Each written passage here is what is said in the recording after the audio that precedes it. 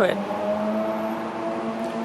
I was really ecstatic with the headlines in the LA Times that the city is finally admitted that they've reached the threshold to satisfy the Jones settlement, and that they are leaning towards going back to using the no sleeping on the sidewalk ordinance in some instances to clean up some of the encampments. And this could have, over a period of time, a very helpful impact on life for Venetians, and it also could be the nudge that gets those who want housing on our streets to accept it. We had a meeting with the city attorney maybe 5 or 6 years ago, and there were quite a few community leaders from Venice about these really burdensome encampments that we have of homeless people here in Venice. And we asked him, what happens when the city meets the goal of 1,250 units of permanent supportive housing? Because that's the requirement within the Jones settlement. And he looked like he was the proverbial, deer caught in headlights. He had not thought ahead to, what does the city do? What can it do? How does it end the Jones settlement? So we actually raised the money, hired an attorney, and had him document what exactly the situation is. And it's been very clear for some time that as soon as the city reaches that magic number of 1,250 units, which they probably met 2 or 3 years ago, that they can go back to enforcing no lying, sitting, sleeping on the sidewalk 24 hours a day, not just between 6 a.m. and 9 p.m., which was the limits that was established in the Jones settlement, just for a period of time. And there was no inflation factor. The homeless advocate keeps saying, well, the homeless population grew, so the number of units that you have to build under the Jones settlement should increase accordingly. They didn't include that in the settlement. So that when you hit the 1,250, it basically becomes moot.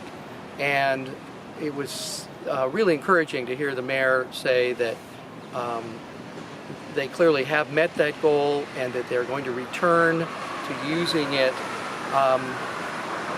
And the question is, and I don't think it's even clear in the mayor's mind yet, are they only going to use it within a short distance of these new homeless shelters, like the one they're proposing on the Metro Yard here in Venice? Or are they going to do what our attorney believes is certainly legal, and that is use other kinds of shelter opportunities for the homeless, including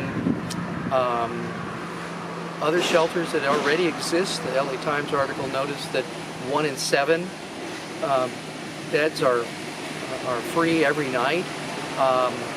The use of motel or hotel vouchers, as we saw in Orange County. We don't believe that the offer of a bed has to be just around the corner. I think that if it is at some distance, that there's going to have to be an offer of transportation. But I believe that it's possible to use it more expansively. And I don't think it's infeasible that they're going to go back to enforcing no sleeping on the sidewalk for all 25,000 people that are doing that. What they need to do is to target it specifically on problematic encampments that are right next to residences. And that's a much reduced number of people. And I think that the LAPD, along with the Los Angeles Homeless Services Authority, need to come up with some protocols that would establish a system that social service agencies working with the LAPD would make and document offers of housing.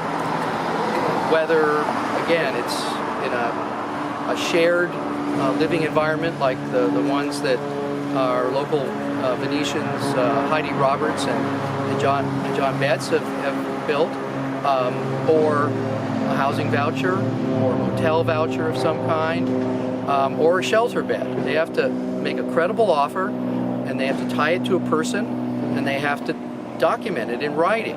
And then it's only after that that I think that the city should use the ordinance to say, okay, we've offered you a bed, and not just for a night. We've offered you a bed for 30 days or for 2 months or something. And now we're going to enforce that you can't sleep here because it is problematic to the people that live right across the street. And in that case, I don't believe that Carol Sobel and other ACLU attorneys are going to have any cause of action, because the court said it's only unconstitutional if there isn't a bed available. Well, you document that there's a bed available, and I believe that particularly in Venice, if the LAPD and the social service agencies can work together, it's going to separate the wheat from the chaff.